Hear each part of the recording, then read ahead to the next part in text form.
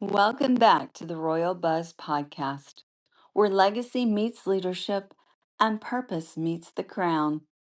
Your go to podcast that's buzzworthy and dedicated to purpose driven leadership, legacy, and authority driven storytelling. Where Hive meets hype, listen to the magic one story at a time. Today's episode is one that is equal parts powerful, transformational, and deeply inspiring. I'm your host, Trena Myers, Miss Elite United USA, and Queen Bee of the Creative Agency. Joining us is the phenomenal Brea Sharron Estep, former Mrs. United States, fitness expert, functional wellness practitioner, and a woman who has built her platform on helping others unlock strength from the inside out. Brea's journey is not just about physical fitness. It's about mental resilience, emotional healing, and redefining confidence on your own terms. Through her work in functional wellness, she has helped countless women reclaim their bodies, restore their health, and rebuild their self-worth. She is living proof that discipline can be empowering, wellness can be liberating, and confidence can be cultivated, not just crowned.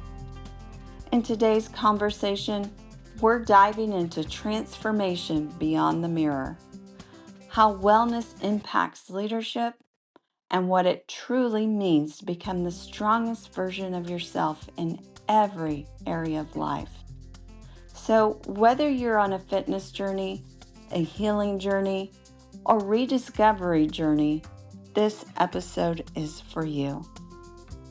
Now, let's lean in, take some notes, and welcome to the Royal Buzz podcast, the incredible Brea Sharron Estep.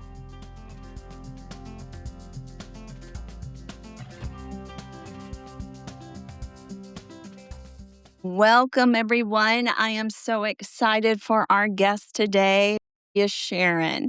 Brea and I go way back, I should say 5 years. That's not way back, but still far back enough. And I just love Brea. She is not only a fitness, a health guru, she just is a dear friend, and I can't wait for you to hear what she has to share with our audience today. So, welcome, Brea. Hello, hello. I am so excited to have this conversation, Trina. We've had so many, like every time we have a conversation, it always ends up being like we can't get enough. So I'm super excited just to dive in with you and yes, talk about health. But yeah, just chat. Yeah, I know. And we just actually ran into each other, if you will, not too long ago in Miami. And whatever you can share with the audience on that adventure, I'll let you have that opportunity towards the end as well. But let's go ahead and get started and dive a little bit deeper into the conversation. If you could let the audience know a little bit more about you and a little bit more about your background. Yeah. Long story short, integrative health practitioner and Mrs. United States 2021 is my 15 minutes of fame. And of course, that's where we connected the first time through pageantry. Yeah, done some really cool stuff. Owned a fitness studio for 8.5 years until COVID. Let's see what else. I feel like I need my own bio to tell you what I've done. But yeah, that's pretty much wellness pageants. I love my puppies. I'm a conveniently crunchy mom, so I love finding crunchy things that don't require raising chickens and cows. Yeah, You so that's know, where I like to hang out. my sister was just telling me a new phrase that I had never heard before. And of course, I can't recall what it is, but it's a form of crunchy that isn't crunchy. It's like, Crunchy, what is it? scrunchy. Is it scrunchy? That Okay. is So one. There might be more. It's like you like the wellness part of it, you like to be healthy, you like clean products, but you're not to the extreme. Is that am I understanding that correctly? Yes. Yes, yes, yes. So, it's pretty much the same thing as conveniently crunchy. Like, I am as crunchy as it gets until, again, it comes to raising cows and chickens, and I applaud all the moms doing cloth diapers, but I'm not I'm not there in life. Oh, I don't blame you. I recall when my mom did that with my youngest sister, and that was not a fun experience, even from a sibling point of view. But I applaud I just say, conveniently crunchy because I'm doing so many other things too. I just can't raise chickens and cows. I'm not there. Right. And you're in North Carolina. Are you in like a metro area where you really couldn't raise chickens or cows? Or is that just something you just have no desire for? So, funny story, I actually live in a teeny tiny small town at the coast of North Carolina, less than 10,000 in the town. I think they just changed the name to city, actually, just because they felt like they needed to be bigger, but that's a whole nother story for another time. I could. I moved here. I live out in the county. I don't even live in the city limits or the town limits, whatever it is now. And I was like, "What day is trash pickup?" Everybody's like, "Oh wait, there's no trash pickup. This is the county." And I was like, "Oh." And then I'm like, "Well, wait, I have a sewer? Like it's not city water? Like what? How do you what?" So yes, I could, but I prefer to raise dog children instead. And that's enough. I know Yeah. you've got a little one at home, and, just seeing him grow has been a great opportunity. So I know you definitely have your hands full. Yes, my heart is as full as my hands. So, Bria, I want our audience to hear a little bit more about how you got started into integrated health. Gosh, I guess I'll take you to a specific point in time. Really where it all started for me was it was a really hot scorcher summer day in North Carolina, and I had just finished my afternoon shift at work, and it took me a little bit more than a lot of effort to get out of the car, and there I was looking up at the stairs of my second story apartment, and I realized that I couldn't make it up those stairs. And that's really when everything shifted for me. So I was mentally, physically, and emotionally exhausted, as I'm sure many of our listeners have as well. But I hated the person that I saw in the mirror. Mm. It physically gained more than 30 pounds in 3 months, but I was still doing all of the quote, quote, right things. So I was doing low carb, I was doing no sugar, and I was doing cardio and weights 6 days a week. I owned a gym and I felt like an imposter. How was I supposed to help others if I couldn't even help myself? And I emotionally and mentally hated myself for that, for not being good enough. And I took it out on everyone like an emotional wrecking ball in all of my relationships. And yes, you probably see me now as Mrs. United States 2021, happy, fit, and healthy. Totally, totally, totally true. Um, but I couldn't be more grateful for that, the other side of it. So I've made it my mission to help women heal holistically, to get their health and body back, to eliminate their toxicities and replace their deficiencies, to get their body back to a state of equilibrium where it can and where it will heal itself. So that's what changed it for me because I went through a decade plus of doctors and drugs, prescription drugs. Um, Right, and diagnoses and I just couldn't figure out what was wrong with me because again, I was doing all of the right things. right. So, I had heard about integrative health, I wanna say in 2000 and like 17, 18, but I didn't know anybody that was in integrative health and these functional medicine labs. I was like, "I need these. This will change my life." But of course, my doctor didn't do them, and I didn't know anybody that could, so I was like, "Well, Right. traditional Brea fashion, maybe it's the stubborn side of me, but I decided to become an integrative health practitioner myself, and yeah, so that's what I do, and it's been lots and lots and lots of fun. And as you know, my story is I also have gone through a lot of the similar journey that you've gone through, and as well as some of my listeners who are in the rare disease community. A lot of our doctors, on an average, it takes 5 to 7 years for a rare disease to be correctly diagnosed. And I believe that it was probably around the same time that I also started learning about integrated health, around the same time that you did. And up until that point, I had never heard of that. So, can you tell us a little, our audience a little bit more about what is integrated health? Yeah. And I think most people, again, kind of going back to that conveniently crunchy side, most people think that I am like against, all types of Western medicine and doctors and all of that. I'm actually not. I think that doctors have our best interest at heart. And of course, there's exceptions to every rule, but most people go to the doctor's office and they want a drug and a diagnosis. If they don't get a drug and a diagnosis, they don't feel like they've been served. So what's a doctor going to do in the maybe 10 minutes they have with you? They're gonna try and give you a drug and a diagnosis. What are they gonna ask you about in the maybe, 10 minutes they have with you? Drugs and diagnoses. What are they gonna study? Drugs and diagnoses. Right. It's not the doctor. I don't blame a doctor. I think it's a broken system. Our doctors just don't have time to look at things from an integrative or holistic approach. We're not able to talk about sleep. We're not able to talk about digestion with our doctors. You take your pet to the vet and your doctors and the vet's like, what are they eating? Yeah. How are Right. their habits? How are their bowels? But we don't get asked that, at our regular doctors, and again, exceptions to every rule. There are some that are absolutely amazing, but again, the system is just so broken. So I'm able to yes, incorporate like traditional Chinese medicine and functional medicine labs and all of these different naturopathic, all of this stuff together, but I'm looking at things from a holistic perspective. And the way that I personally do that in my practice is through my vitality method. So V is for vital nutrition. So, fueling your body with whole nutrient dense foods that support your metabolism. So, I'm looking at that. I'm looking at the metabolism. I'm looking at the hormones and the gut health through the side of nutrition. And I, intentional movement, looking at things and moving in ways that bring you joy. And toxin reduction, lowering your toxic load through cleaning products and detox support and longevity habits.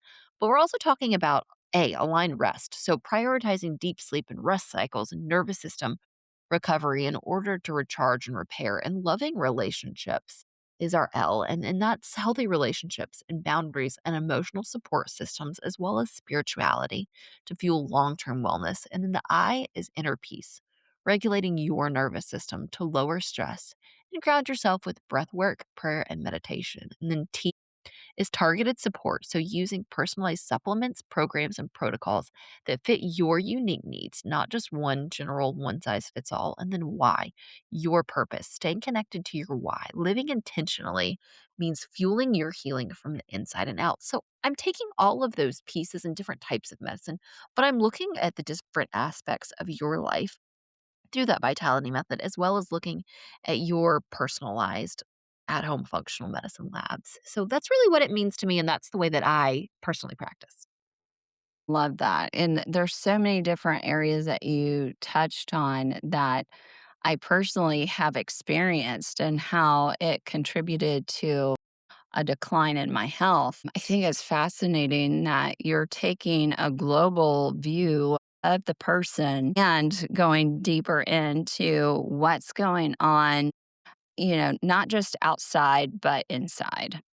Yeah, definitely, definitely. And at the end of the day, everything takes a back burner to stress, and our bodies don't know the difference in internal stress and external stress. They just know that they are stressed. So we're working with the external stress with life as much as possible. And again, there's only so much you control, but my body can't deal with that external stress if it's dealing with the internal stress, like heavy metal toxicities and gut issues and hormones and all of this going on internally. So we're dealing with the internal so your body can better deal with the external, but also using lifestyle modifications to deal with that external so the body can better deal with that internal.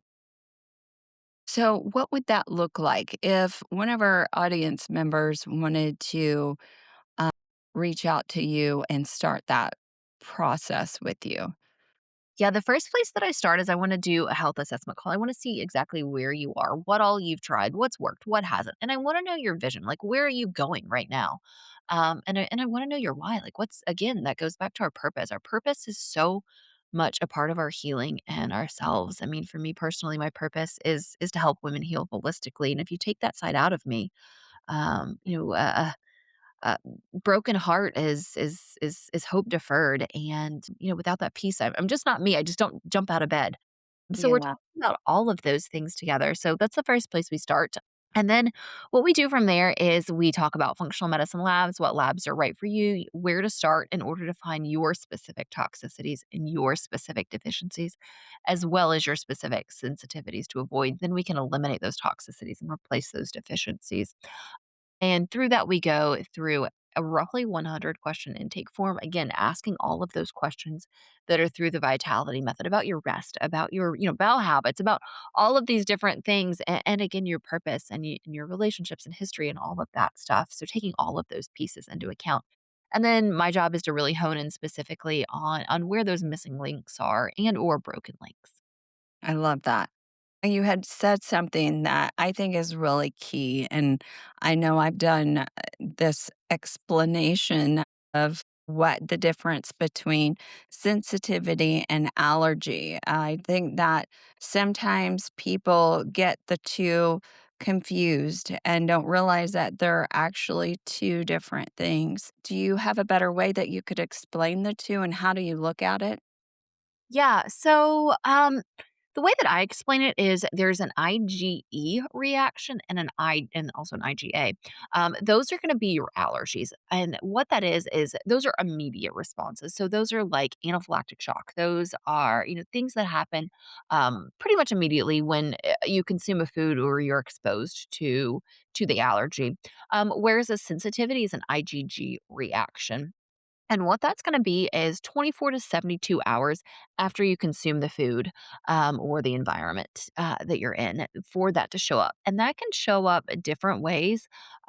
Like it can show up brain fog, it can show up headaches, it can show up low mood, it can show up, digestive issues, all of that stuff. But it's super hard to trace because I know me, I can't remember what I ate yesterday. Well, I pretty much can because I eat pretty much the same thing every single day. But most people can't tell you what they ate, yesterday, let alone, break all of the foods down and all of the ingredients down to figure out exactly what was in something. So that's why sensitivity testing is so amazing because it's not just those immediate reactions. It's the things that you're probably eating that you probably think are healthy because they are healthy foods. They're just not Right.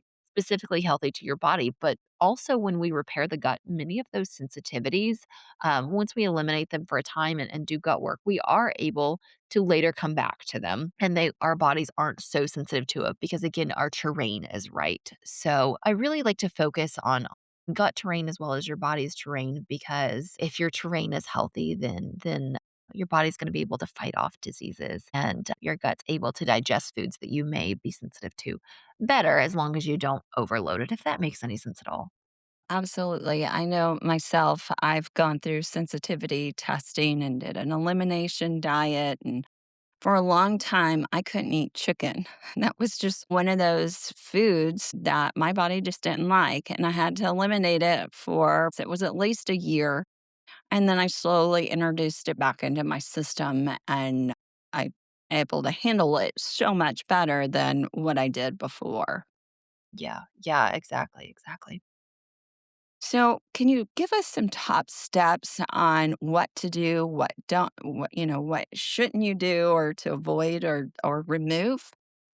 Yeah, and I wanna kind of give our listeners I know you mentioned that, yeah, a lot of your listeners are in the rare-ish community, and then I wanna say this, the top food sensitivities are gluten and dairy and egg whites as well as nuts and different types of nuts for different people. So if you're dealing with this, that's where I like to start most people out is let's look into those. Notice if you notice any issues when you consume those foods.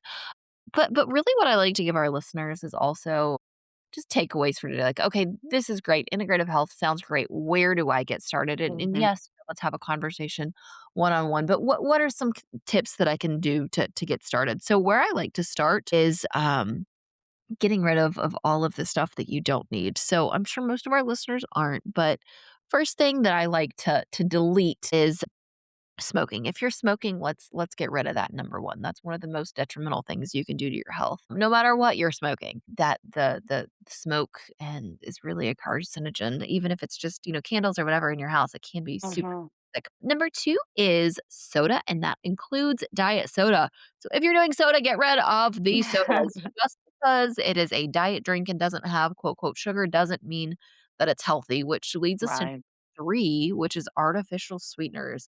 And what really lights my fire is so many of these are marketed as healthy, and that especially sucralose and Splenda, those are marketed as quote, quote, healthy and they're no sugar.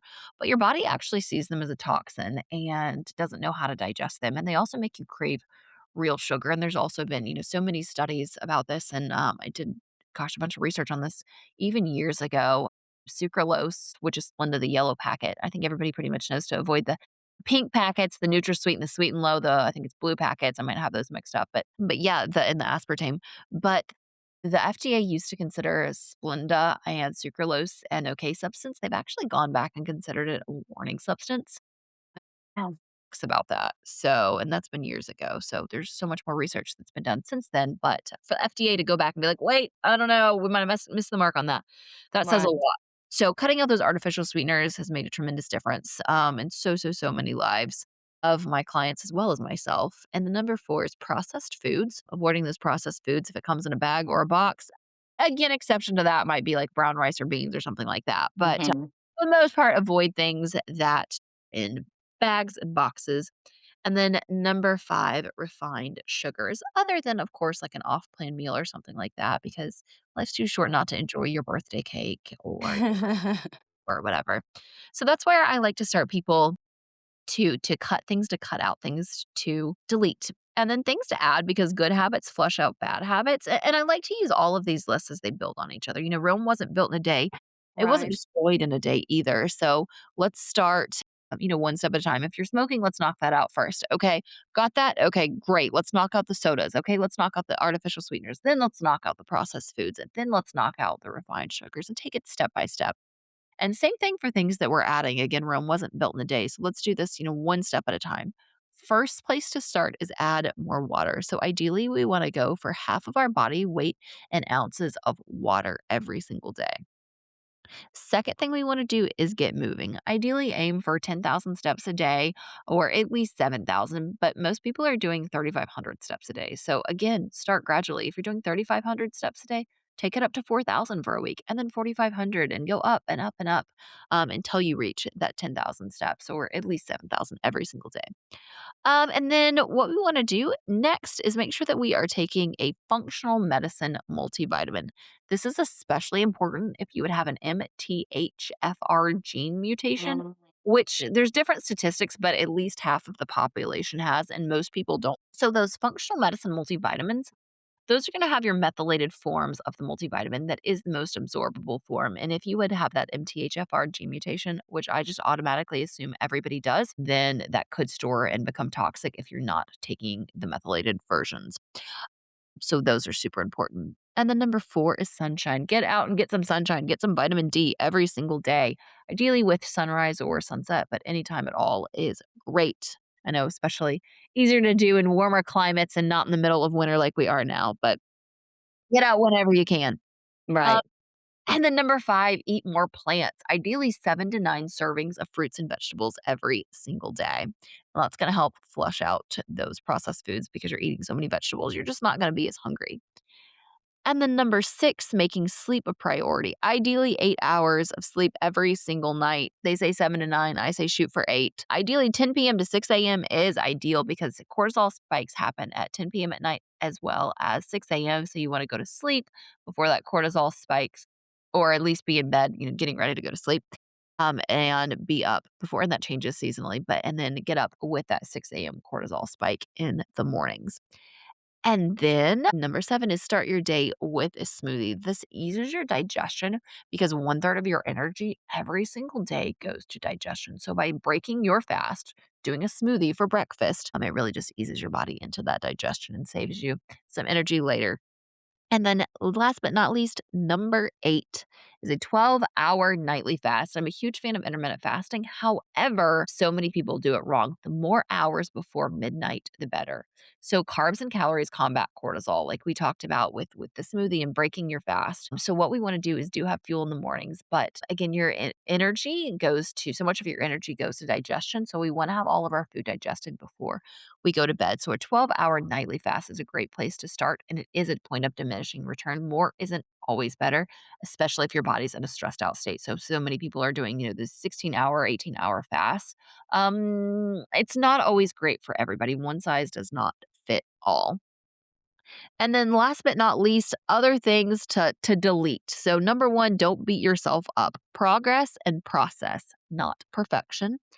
And number 2, don't deprive yourself. So a weekly flex meal, again, depending on where you are with your goals, but for my clients, unless they're going through a detox, then I recommend a weekly off plan meal. It's mental as much as physical and does reset those leptin and ghrelin, which is our hunger and full hormones.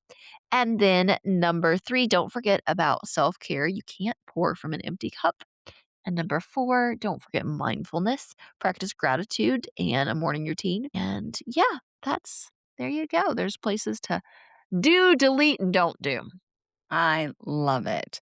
I'll ask some follow up questions. As somebody who's gone through health coaching, setting goals is fairly easy. I mean, we have 365 days. And so I think that, like you had mentioned, one step at a time. And so when you look at the bigger picture and realize that you don't have to do it all in one day. As you mentioned, Rome wasn't built or destroyed in a day. So, if we can take a bigger look at that from that perspective, I think it makes it a lot easier. Yeah, absolutely. And I love to set smart goals. So if our goal is, to lose 100 pounds, what does that look like every single week? Let's, make our goal 1.5 pounds every single week, 2 pounds, let's break that down. Okay. So if our goal is 2 pounds every week when we get started, then that's 10 pounds a month. So, okay. And, normally it's going to slow down and Christmas and everything's going to happen. Okay. If we can make our goal 1 pound a month, what does that, or 1 pound a week, what does that look like? And breaking those goals down and celebrating those small wins, exactly like you said, makes it so much better in the long run and creates momentum because the best motivation is results. Absolutely. And I think it's important to celebrate as well. I think sometimes people think that they've got to keep going and going and going, and they forget to take that moment to pause. And celebration doesn't mean that you have to go out and go to dinner. It doesn't have to have anything to do with food at all. It could be going, taking yourself out to a movie or, going out with friends or buying yourself a new outfit. There's so many things that you could reward yourself with. Yes, yes, yes, yes, and amen. Oh, you also mentioned to start your day with a smoothie. Yes. And obviously, this is going to, depend on the individual. But generally speaking, what does the smoothies consist of? What does that look like? What works for you is what I recommend. So I am a chocolate girl. I like Me chocolate. I know. I'm like, if chocolate's an option, give me chocolate. right? Yeah, but I also do a vanilla smoothie, and you can do it again. It totally, totally depends on you. Me personally, what I do is I do my functional medicine multivitamin that's already mixed up with a vegan protein powder. And for me, I'll be completely honest. I know this sounds crazy, but I am not a huge coconut fan. I used to absolutely despise coconut, so I personally do an organic almond milk with mine. And I'd turn it into a smoothie bowl and stir it up because it's really cold here. Right now, Nice. I know I'm in North Carolina, I'm not acclimated, but it's really cold here, so I pop some blueberries in there, and then I do my greens powder later. But also, in the summer, I'll do, like, a vanilla smoothie, and I'll do some orange or pineapple with strawberry, banana, again, whatever works for you and whatever you enjoy. Some people like, just blueberries in their smoothie, and throw some spinach in there or a greens powder. Again, whatever works for you, but I do recommend making sure there is protein in there, and it's a great place to put in part of those 7 to 9 servings of fruits and vegetables every single day. So find one that works for you and figure out how to make it work for you as far as, a smoothie bowl or, whatever. Yeah, I love it. Well, Bria, it has been a pleasure hearing all about you and how you can help our listeners become on a better track for their health. Is there any last thing you would like to share with the audience before we close? Yeah, I just would love to invite everybody to my free holistic health wellness and weight loss group. It's over on Facebook. If you just search holistic health, wellness, and weight loss, once you jump in there, that's where all of my free resources are housed. I also answer questions, motivation, tips, tricks, information, all of that stuff is there for you. But there's a free gift, a copy of my clean copycat cookbook of my restaurant faves made healthy. That's also there for you when you join. So just head over to Holistic Health, Wellness, and Weight Loss on Facebook, and you can find me anywhere on social media at Brea Sharron, if that's an easier way to find it. I have been a part of that group for some time now, and I tell you, I love everything that you share with the group. So, highly recommend audience to jump on over and join Bria's group. You are going to learn so much more and how to make 2026 even better for you. Yes, I love it. After hearing this powerful conversation with Bria, we hope that you walk away feeling reignited in the belief that transformation is possible at any stage of life, that you feel empowered to take ownership of your wellness physically, mentally, and emotionally, that you feel motivated to release perfection and embrace progress, that you feel seen and understood in the journey of balancing womanhood, confidence, and self evolution. That you feel equipped with real, tangible mindset and fitness strategies that you can apply immediately. And lastly, to feel inspired to step into your strongest, most aligned self unapologetically. This episode promises to leave you not just informed, but activated. And if anything resonated with you today and you'd like to continue this conversation or to be a guest, go to my website at creative, that's CRE, the number 8, TIVEHQ.com, where you can sign up for our newsletter for upcoming events and to apply to be a guest on the show. Thanks again for tuning in to the Royal Buzz, where you will discover inspiring stories, empowering discussions, and a whole lot of positivity.